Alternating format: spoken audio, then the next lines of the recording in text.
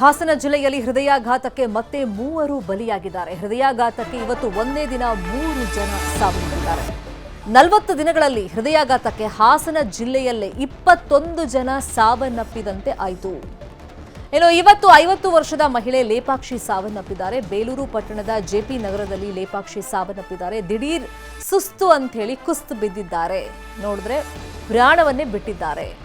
ಹೊಳೆ ನರಸೀಪುರದಲ್ಲಿ 58 ವರ್ಷದ ಪ್ರೊಫೆಸರ್ ಸಾವನ್ನಪ್ಪಿದ್ದಾರೆ. ಡಿಗ್ರಿ ಕಾಲೇಜಲ್ಲಿ ಇಂಗ್ಲಿಷ್ ಪ್ರೊಫೆಸರ್ ಆಗಿದ್ರು. ಮುತ್ತಯ್ಯ ಟೀ ಕುಡಿತಾ ಇದ್ರು. ಆ ಸಂದರ್ಭದಲ್ಲಿ ಅವರಿಗೆ ಹಾರ್ಟ್ ಅಟ್ಯಾಕ್ ಆಗಿದೆ. ಮತ್ತೊಬ್ರು ಚನ್ನರಾಯಪಟ್ಟಣದ ಡಿ ಗ್ರೂಪ್ ನೌಕರ 57 ವರ್ಷದ ಕುಮಾರ್ ಸಾವನ್ನಪ್ಪಿದ್ದಾರೆ. ನಿನ್ನೆ ಎದೆ ನೋವಿನಿಂದಾಗಿ ಆಸ್ಪತ್ರೆಗೆ ದಾಖಲಾಗಿದ್ರು. ಆದರೆ ಚಿಕಿತ್ಸೆ ಫಲಿಸದೆ ಕುಮಾರ್ ಇವತ್ತು ಮೃತಪಟ್ಟಿದ್ದಾರೆ. ಮತ್ತೆ 3 ಜನ ಒಂದೇ ದಿನ ಹಾಸನದಲ್ಲಿ ಹಾರ್ಟ್ ಅಟ್ಯಾಕ್ನಿಂದ ಹೃದಯಾಘಾತದಿಂದ ಮೃತಪಟ್ಟಿದ್ದಾರೆ.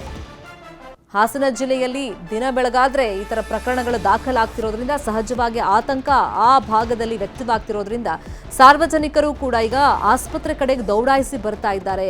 ಸಣ್ಣ ಸಮಸ್ಯೆ ಆದರೂ ಕೂಡ ಆರೋಗ್ಯ ಸಮಸ್ಯೆ, ಹಾರ್ಟ್ ಅಟ್ಯಾಕ್ ನಮ್ಗೆ ಆಗ್ಬಿಡುತ್ತೇನೋ ಅನ್ನೋ ಆತಂಕದಲ್ಲಿ ಹಾಸನ ಜಿಲ್ಲೆಯ ಜನ ಇದ್ದಾರೆ. ಸೊ 3 ಜನ ಇವತ್ತು ಹೃದಯಾಘಾತಕ್ಕೆ ಬಲಿಯಾಗಿದ್ದಾರೆ. ತೋರಿಸ್ತಾ ಇದ್ದೀವಿ ಲೇಪಾಕ್ಷಿ ಅಂತ. ಸುಸ್ತಾಗ್ತಿದೆ ತನಗೆ ಅಂತೇಳಿ ಕುಸ್ತು ಬಿದ್ದಿದ್ದಾರೆ, ಸಾವನ್ನಪ್ಪಿದ್ದಾರೆ. ನೋಡಿದ್ರೆ ಹಾರ್ಟ್ ಅಟ್ಯಾಕ್ ಅಂತ ಗೊತ್ತಾಗಿದೆ. ಮತ್ತೊಬ್ಬರು ಮುತ್ತಯ್ಯ, ಅವರು ಅಷ್ಟೇ ಸಾವನ್ನಪ್ಪಿದ್ದಾರೆ. ಇನ್ನು ಚನ್ನರಾಯಪಟ್ಟಣದಲ್ಲಿ ಕುಮಾರ್ ಅನ್ನೋರು ಕೂಡ ಸಾವನ್ನಪ್ಪಿದ್ದಾರೆ. ಗಂಟೆಯಲ್ಲಿ ಸ್ವಲ್ಪ ಬೆನ್ನು ಅಂದರು. ಸರಿ ಅಂತೇಳಿ ಹಾಸ್ಪಿಟ್ಲಿಗೆ, ಗೌರ್ಮೆಂಟ್ ಹಾಸ್ಪಿಟ್ಲಿಗೆ ಕರ್ಕೊಂಡು ಹೋದರೆ ಒಂದು 7:15 ಆಗಿತ್ತು ಇಲ್ಲಿಂದ ಹೋದಾಗ. ಅಷ್ಟೇ 8 ಗಂಟೆ ಅನ್ನೋಷ್ಟರಲ್ಲಿ ವಾಶ್ರೂಮ್ಗೆ ಹೋಗ್ಬೇಕು ಅಂದರು. ಅಲ್ಲಿಂದ ಕರ್ಕೊಂಡೋದು ನಾನು ನನ್ನ ಮಗಳು ಕೂರಿಸ್ಕೊಂಡ್ವಿ ವಾಶ್ರೂಮಿಗೆ.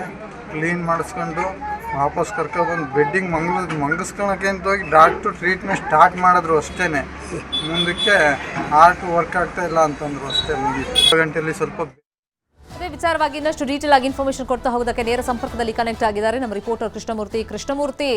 ನಿಜಕ್ಕೂ ಆತಂಕ ಹಾಸನ ಭಾಗದಲ್ಲಿ ಜಾಸ್ತಿ ಆಗ್ತಾ ಇದೆ ಹೃದಯಾಘಾತದ ಬಗ್ಗೆ. ಸೊ ಇವತ್ತು ಯಾವ್ಯಾವ ಭಾಗದಲ್ಲಿ ಹೃದಯಾಘಾತ ಯಾರ್ಯಾರಿಗಾಗಿದೆ, ಮತ್ತೆ ನಿನ್ನೆ ನಾವು ಮಾತಾಡ್ತಾ ನೀವೇ ಇನ್ಫಾರ್ಮೇಶನ್ ಕೊಡ್ತಾ ಇದ್ರಿ, ಇಷ್ಟೆಲ್ಲ ಪ್ರಕರಣಗಳು ದಾಖಲಾಗ್ತಾ ಇದ್ರು ಕೂಡ ಜಿಲ್ಲಾಡಳಿತ ಎಚ್ಚೆತ್ಕೊಳ್ತಾ ಇಲ್ಲ, ಅರಿವು ಮೂಡಿಸುವಂತ ಕೆಲಸ ಮಾಡ್ತಾ ಇಲ್ಲ. ಜನ ಮಾತ್ರ ಸಣ್ಣ ಸಮಸ್ಯೆ ಆದ್ರೂ ಕೂಡ ಹೆದರ್ಕೊಂಡು ಆಸ್ಪತ್ರೆ ಕಡೆಗೆ ಬರ್ತಾ ಇದಾರೆ ಅಂತ. ಈಗಲಾದ್ರೂ ಎಚ್ಚೆತ್ಕೊಂಡಿದಾರ ಸಂಬಂಧಪಟ್ಟವರು?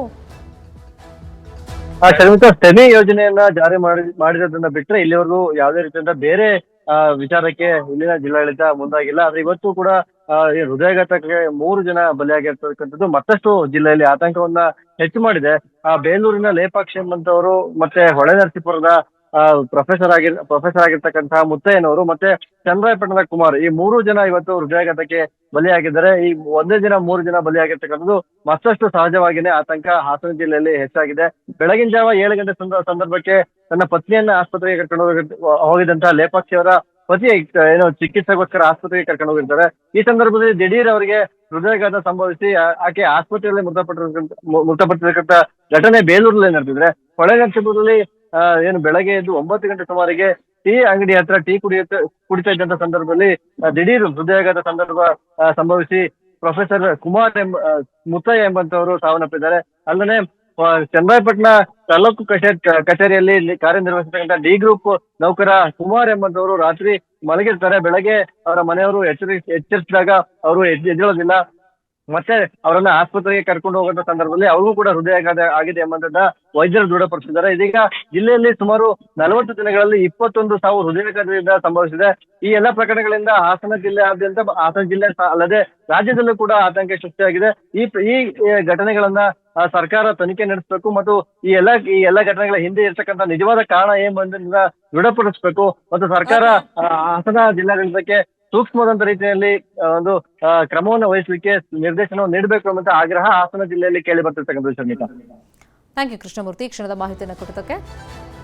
ಹಾಸನದಲ್ಲಿ ಹೃದಯಾಘಾತ ಪ್ರಕರಣಗಳು ಹೆಚ್ಚಳವಾಗ್ತಾ ಇದೆ. ಆರೋಗ್ಯ ಇಲಾಖೆಯಿಂದ ಟೆಕ್ನಿಕಲ್ ಕಮಿಟಿಯನ್ನ ರಚನೆ ಮಾಡಲಾಗಿದೆ.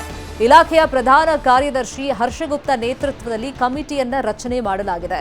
10 ಜನ ತಜ್ಞರ ತಂಡ ರಚನೆ ಮಾಡೋದಕ್ಕೆ ಸೂಚನೆಯನ್ನ ನೀಡಲಾಗಿದೆ. ವೈದ್ಯಕೀಯ ಶಿಕ್ಷಣ ಇಲಾಖೆ ನಿರ್ದೇಶಕರು, ಜಯದೇವ ಹೃದ್ರೋಗ ಸಂಸ್ಥೆ ತಜ್ಞರ ತಂಡ ಹೃದಯಾಘಾತಗಳ ಬಗ್ಗೆ ಅಧ್ಯಯನವನ್ನ ಮಾಡುತ್ತೆ. ಇವತ್ತು ಸಂಜೆಯೊಳಗೆ ಕಮಿಟಿ ರಚಿಸಿ ಆದೇಶವನ್ನ ಹೊರಡಿಸಲಾಗಿದೆ. ನಾಳೆಯಿಂದ ಹಾಸನದಲ್ಲಿ ಈ ತಂಡ ಅಧ್ಯಯನ ನಡೆಸುವಂತ ಸಾಧ್ಯತೆ ಇದೆ. ಒಂದ್ ಕಡೆ ಸಿದ್ದರಾಮಯ್ಯ ಅವರು ಕೂಡ ಈ ಬಗ್ಗೆ ಕಳವಳವನ್ನ ವ್ಯಕ್ತಪಡಿಸಿದ್ರು. ಇವತ್ತು ಆಲ್ಮೋಸ್ಟ್ ಸರ್ಕಾರಕ್ಕೆ ಈ ಬಗ್ಗೆ ವರದಿ ಸಿಗುವಂತ ಸಾಧ್ಯತೆ ಇದೆ. ಅದರ ಮಧ್ಯದಲ್ಲಿ ಹಾಸನದಲ್ಲಿ ಪರ್ಟಿಕ್ಯುಲರ್ ಆಗಿ ದಿನದಿಂದ ದಿನಕ್ಕೆ ಈ ಪ್ರಕರಣ ಜಾಸ್ತಿ ಆಗ್ತಿರೋದ್ರಿಂದ ನೋಡಿ, ಇವತ್ತು ಒಂದೇ ದಿನ 3 ಜನ ಹಾಸನದಲ್ಲಿ ಹೃದಯಾಘಾತಕ್ಕೆ ಬಲಿಯಾಗಿದ್ದಾರೆ, ಸಾವನ್ನಪ್ಪಿದ್ದಾರೆ. ಈ ನಿಟ್ಟಿನಲ್ಲಿ ಆ ಜಿಲ್ಲೆ ಬಗ್ಗೆ ಒಂದು ಸ್ವಲ್ಪ ಹೆಚ್ಚಾಗಿ ಕಾನ್ಸಂಟ್ರೇಷನ್ ಮಾಡಬೇಕಾಗಿದೆ, ಅಧ್ಯಯನವನ್ನು ನಡೆಸುವಂತ ಅಗತ್ಯತೆ ಇರೋದ್ರಿಂದ ಒಂದು ಕಮಿಟಿಯನ್ನ ರಚನೆ ಮಾಡಲಾಗಿದೆ. ತಜ್ಞರು ಈ ಕಮಿಟಿಯಲ್ಲಿ ಇರ್ತಾರೆ.